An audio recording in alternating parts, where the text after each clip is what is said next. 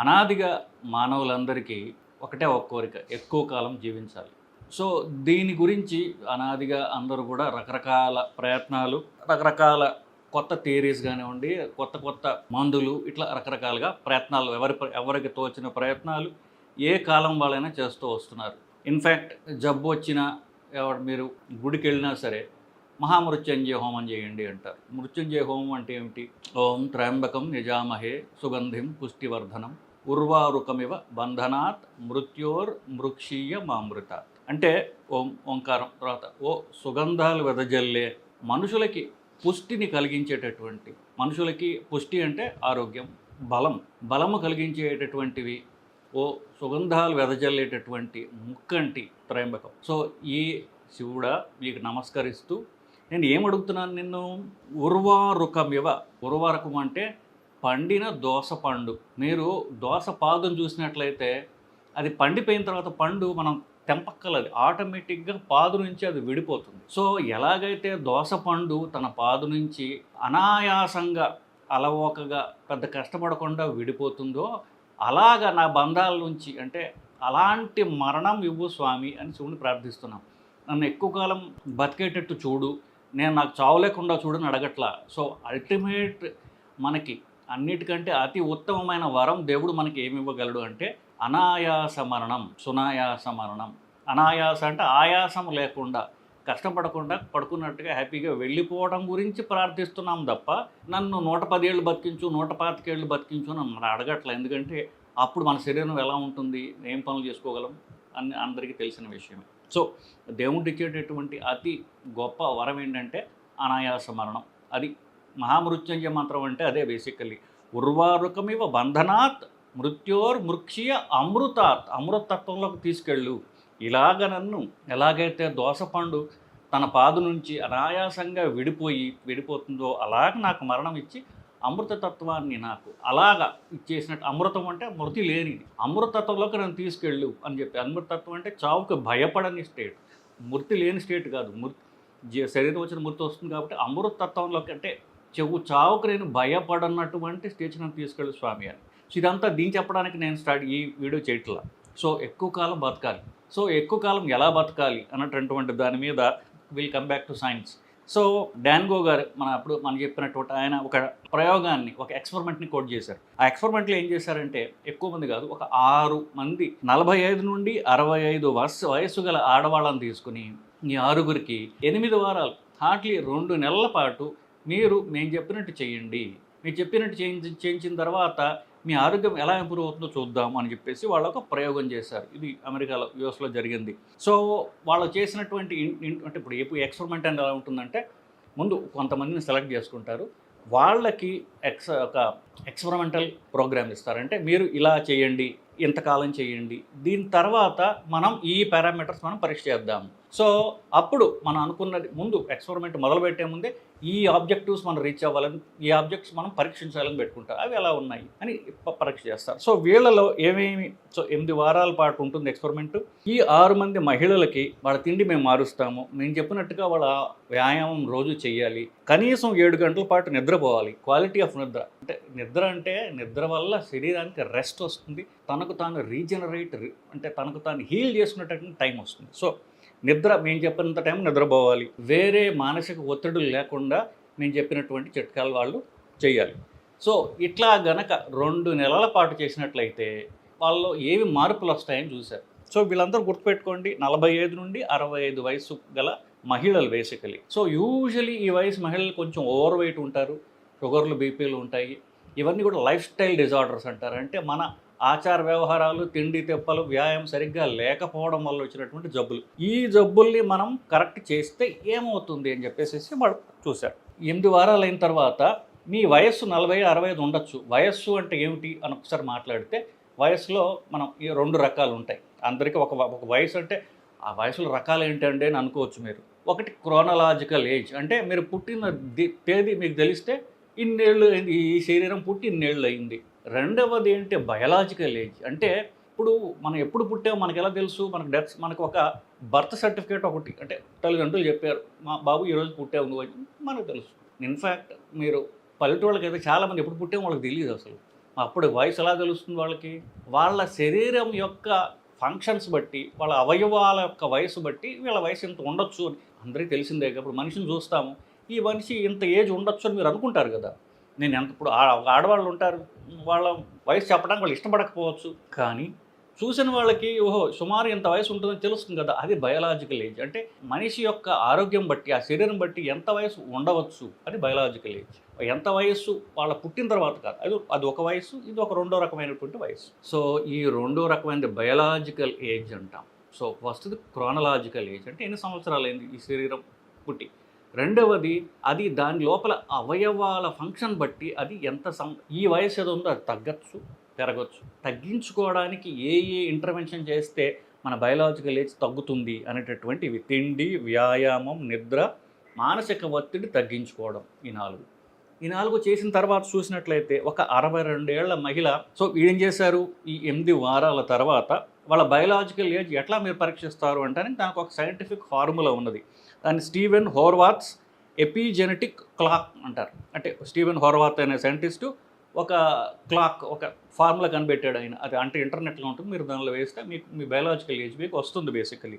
So దీని ప్రకారము వాళ్ళ వయసు ఎంత అని స్టడీ ముందు చెప్తారు వాళ్ళు.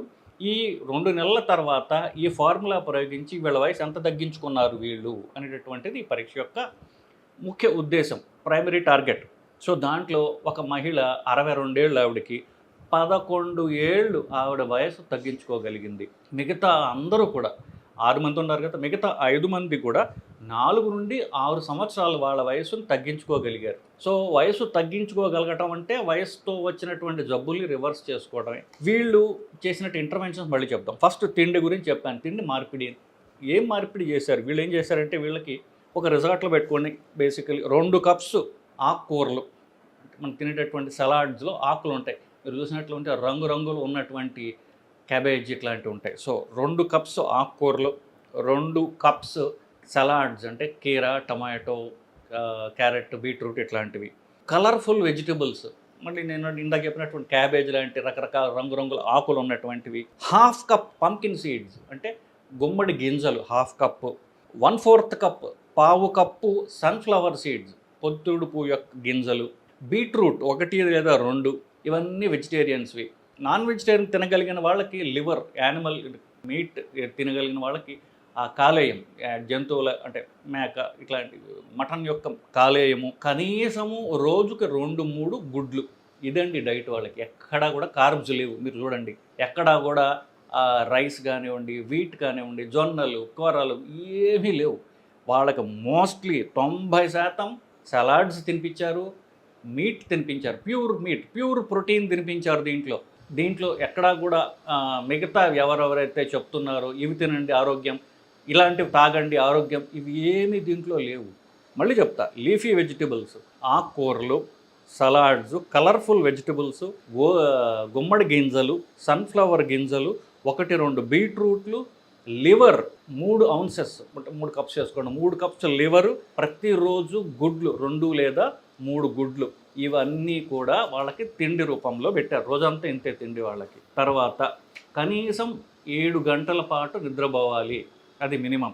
రోజు పొద్దున్నే 2 క్యాప్స్ ప్రోబయోటిక్స్ అంటే నిజానికి అది పేగుల యొక్క ఆరోగ్యం కోసం వచ్చేటటువంటి క్యాప్సూల్స్ ఉంటాయి. ప్రోబయోటిక్స్ అని చెప్పచ్చు. అంటే ఇంకా చేసాం పొల్ల మజ్జిగ వేసుకోండి. సో పొల్ల మజ్జిగలో పులుపు ఉంటుంది చూస్తారు, అది ఒక రకం బ్యాక్టీరియా వల్ల వస్తుంది. ఆ బ్యాక్టీరియాని క్యాప్సూల్స్ రూపంలో తీసుకుంటారు కొంతమంది. సో అవి చాలా క్యాప్సూల్స్ ఉన్నాయి. ప్రీ-ప్రో అని లేకపోతే అట్లా రకరకాల క్యాప్సూల్స్ ఉన్నాయి. అవి రోజుకు 2 క్యాప్సూల్స్ ఇచ్చారు. 8 కప్స్ వాటర్ రోజు తాగించారు. ఇది లైఫ్ స్టైల్ మాడిఫికేషన్. తప్పనిసరిగా రోజుకి 30 నుండి 40 నిమిషాల పాటు వ్యాయామం చెయ్యాలి. సో 1 ఇంటర్వెన్షన్, తిండి మార్పు నేను చెప్పాను. 2 నిద్ర చెప్పాను. 3 30 నిమిషాల పాటు తప్పనిసరిగా వాళ్ళు వ్యాయామం చేయాలి. తర్వాత ఇంటర్మిటెంట్ ఫాస్టింగ్ అందరూ చెయ్యాలి. కనీసము 12 గంటల పాటు వాళ్ళు ఏమి తినకుండా ఉండాలి. అంటే బ్రేక్ఫాస్ట్ స్కిప్ చేయాలి. ఇది నేను చెప్పినటువంటి ఒక ఇంటర్మిటెంట్ ఫాస్టింగ్ గురించి కానివ్వండి, నేను చెప్పినటువంటి ఈ స్టడీ నేను చదవక ముందు చేసినటువంటి వీడియోలు సమస్తము ఇదే చెప్పుకుంటూ వచ్చాం. కార్బోహైడ్రేట్స్ తగ్గించండి, తీసేయండి. మార్నింగ్ బ్రేక్ఫాస్ట్ స్కిప్ చేయండి, ఇంటర్మీడియట్ ఫాస్టింగ్ చేయండి, ఎక్సర్సైజ్ చేయండి. ఎగ్జాక్ట్లీ ఇవే చేశారు వాళ్ళు. కోర్స్ 7 గంటలు నిద్ర ఒకటి యాడ్ చేశారు. ఇలా చేయడం ద్వారా వాళ్ళు ఎంత వాళ్ళ బయలాజికల్ ఏజ్ రివర్స్ చేశారు అని చూసాం. ఇంకొక ఆశ్చర్యకరమైన విషయం ఏంటంటే ఈ ప్రోగ్రామ్ అంటే 7 గంటల నిద్ర, అరగంట ఎక్సర్సైజు, నేను చెప్పినటువంటి డైటు వీళ్ళు 100% ఎవరూ చేయలే. వీళ్ళలో కూడా 82% మాత్రమే, అంటే చెప్పిన తిండి కానివ్వండి, ఎక్సర్సైజ్ కానీ, నిద్ర కానివ్వండి, స్ట్రెస్ తగ్గించుకోవటము, గింజలు తినడం, ఇవన్నీ కూడా 82% ఈ ప్రోగ్రామ్ని మాత్రమే ఈ 6 మంది వాళ్ళు పాటించగలిగారు. కానీ ఎంత వాళ్ళలో చేంజ్ వచ్చిందో చూశారు కదా మీరు. So none of them fully adhere to the programme. మీరు చేయడం వీళ్ళు చేయలేకపోయారు, కానీ 82% చేసినా వాళ్ళకి ఎంత బెనిఫిట్ వచ్చింది. 2 నెలలు చేశారు అంతే, 8 వారాలు చేశారు. ఇదే ఇంకా ఎక్కువ చేయగలిగితే ఇంకా ఎంత బయలాజికల్ ఏజ్ రివర్స్ అవుతుంది. బయలాజికల్ ఏజ్ రివర్స్ అవ్వడం ద్వారా వాళ్ళ ఫేస్లో ఫ్యాట్ పోతుంది, మెడలో ఫ్యాట్ తగ్గుతుంది, శరీరం ఫ్యాట్ తగ్గుతుంది, ఎంత యంగ్గా కనిపిస్తారు, వాళ్ళు ఎంత స్కిన్ గ్లో అంటారు చూసారు, అది ఎంత ఇంప్రూవ్ అవుతుందో చూసారా మీరు. సో మామూలుగా మన చేతిలో ఉన్నది అన్నీ ఏవో మన చేతుల్లో ఉన్నాయనుకుంటాం, కానీ ఏమీ మన చేతుల్లో లేవు. మన చేతుల్లో ఉన్నది మన శరీరం ఒక్కటే. ఈ శరీరాన్ని మనం గనక ఆరోగ్యంగా ఉంచుకోలేకపోతే మిగతా ఏమున్నా వేస్టే. మిగతా ఎంత డబ్బున్నా, మీరు ఐశ్వర్యం అనుకున్నవి, ఐశ్వర్యం అంటే డబ్బు కాదు, ఐశ్వర్యం అంటే డబ్బు, చదువు, అందము, ఆరోగ్యము, ఇవన్నీ ఐశ్వర్యమే. మీరు ఐశ్వర్యం అనుకున్నవి ఏమున్నా సరే ఆరోగ్యం లేకపోతే అవి నిష్ప్రయోజనం, వృధా.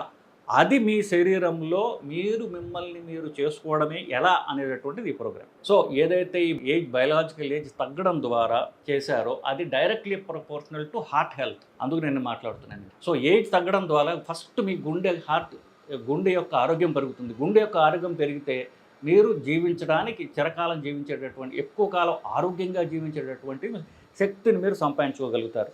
సో ఫైనల్ ఎక్కడికి వచ్చాము? గుండె ఆరోగ్యం గురించి వచ్చాం. గుండె ఆరోగ్యము is directly proportional to reversed biological age. ఎందువల్ల? శరీరంలో ఫ్యాట్ తగ్గుతుంది, శరీరంలో కండ పెరుగుతుంది. So finally 2 ఏమొచ్చాయి? శరీరంలో ఫ్యాట్ తగ్గడం, కండ పెరగడం, మగ ఆడ అందరికీ కూడా. ఈ 2 గనక మనం పారామీటర్స్ చేసినట్లయితే గుండె ఆరోగ్యంగా ఉంటుంది. సో తక్కువ ఫ్యాట్ రావడానికి ఏం చేయాలి? నేను చెప్పినటువంటి తిండి మార్పులు చేసుకోవాలి, మజిల్ పెరగడానికి రోజు ఎక్సర్సైజ్ చేసుకోవాలి. ఇంతే కాకుండా ఇంకేం చెప్పారు? అడిషనల్ థింగ్స్ వాళ్ళకి ఏమేం చెప్పారు, ఏమేం చేయాలంటే, ఏవైతే కొంతమందికి చెడు అలవాట్లు ఉంటాయో, సిగరెట్ తాగడం కానివ్వండి, ఆల్కహాల్ సేవించడం కానీ, ఇవన్నీ తగ్గించాలి. ఆల్కహాల్ గుండెకి మంచిది అని ఎవరైనా డాక్టర్ చెప్పినా సరే అది శుద్ధ అబద్ధము. ఆ డాక్టర్ తాను చేసేది మీకు చెప్పొచ్చుగాక. కొత్త స్టడీస్ అని చెప్తున్నాయంటే no alcohol is safe. Alcohol ఎంత తక్కువ అమౌంట్లో అయినా సరే, ఏ రూపంలో ఉన్నా సరే, వైన్ ఇట్లాంటివైనా సరే, ఏది కూడా శరీరానికి, గుండెకి ఆరోగ్యకరం కాదు. సో ఆల్కహాల్ పూర్తిగా ఆపాలి, పొగాకైతే ఖచ్చితంగా ఆపేసాలి, అనుమానం లేదు. తర్వాత శరీరంలో ఉన్నటువంటి ఇన్ఫ్లమేషన్ అంటారంటే వాపు యొక్క రావడానికి ఒక కారణమైనటువంటిది జ్వరం లాంటిది వచ్చేటటువంటిది, అది ఈ ఎల్డిఎల్ అనే చెడు కొలెస్ట్రాల్ ఎంత పెరిగితే అంత అది పెరుగుతుంది. సో ఎల్డిఎల్ తగ్గించుకోవడానికి నేను ముందు చెప్పినవన్నీ చేయడమే మార్గము. ఎక్సర్సైజ్లో ఎలాంటి ఎక్సర్సైజ్ దాని గురించి మనం చెప్పలేదు, అరగంట కనీసం ఎక్సర్సైజ్ అన్నాను. So of course American heart association వాళ్ళు 40 నిమిషాల పాటు ఎక్సర్సైజ్ అని చెప్తారు. 40 నిమిషాల పాటు వాకింగ్ కాదు, 40 నిమిషాల పాటు వీళ్ళు చెప్పింది ఏంటి? హై ఇంటెన్సిటీ ఎక్సర్సైజ్ అంటారు. హై ఇంటెన్సిటీ అంటే ట్రెడ్మిల్ మీద ఫాస్ట్గా పరిగెత్తడం, బరువులు చేసినట్లంటే రియల్గా బరువులు చేయడం, 4 కిలోలు, 5 కిలోలు, 1 కిలోతో నేను చేస్తున్నా, ఇట్లాంటివి కాదు. శరీరాన్ని పుష్ చేయాలి. ఒక ½ అవర్ పాటు నా వల్ల కాదు ఇంతకంటే అనేటటువంటి దాకా శరీరాన్ని పుష్ చేయగలగటమే హై ఇంటెన్సిటీ, HIIT అంటారు, high intensity training basically. So ఈ హై ఇంటెన్సిటీ ట్రైనింగ్ చేయాలి 40 నిమిషాల పాటు. ఫైనల్గా ఇదంతా చేసిన తర్వాత మీరు ఇది ఎంజాయ్ చేయకపోతే ఎక్కువ కాలం చేయలేరు. సో మీరు ఎక్సర్సైజ్ ప్రోగ్రామ్ ఎలా ఎంజాయ్ చేయదలుచుకున్నారు, దానిలో కాస్త జుంబా డ్యాన్సో లేకపోతే డ్యాన్స్ ప్రోగ్రామ్ ఇట్లా దాంతో కంబైన్ చేసుకోవడమా, అలాంటివి చూడొచ్చు. తర్వాత మీ డైట్ని ఎంత ఇంట్రెస్టింగ్గా చేసుకోగలరు మీరు, అలాంటి కనుక మీరు ఇన్కార్పొరేట్ చేసుకోగలిగితే ఇది అల్టిమేట్ లైఫ్ స్టైల్ అడ్వైస్. ఇలా చేసినప్పుడు మీరు అట్లీస్ట్ మీ వయస్సు నిజంగా ఎంత ఉన్నా వయస్సు తగ్గించుకోగల కెపాసిటీ మీరు డెవలప్ చేసుకుంటారు. అలాగే తక్కువ వయసుతో ఉన్నటువంటి హెల్త్ బెనిఫిట్స్ ఉంటారు. పోవడం ఖచ్చితం, దీనిలో అనుమానం లేదు, అందరూ ఏదో రోజు పోతాం. పోయే రోజు దాకా కూడా మన పనులు మనం చేసుకుంటూ మనం ఫుల్లీ కాన్షియస్గా ఉంటే, ఎవరి మీద డిపెండ్ కాకుండా ఉంటూ మనం చివరి రోజు దాకా చేయడానికి ఇది ఒక ఉత్తమమైన మార్గం అని చెప్పేసి ఈ స్టడీలో తెలిసిందండి. సో ఇది కథ. బేసికలీ వయస్సు రివర్స్ చేసుకోవడం ఎట్లా అనేటటువంటి ప్రోగ్రామ్ సైంటిఫిక్ స్టడీ గురించి నేను మాట్లాడానండి. నమస్కారం.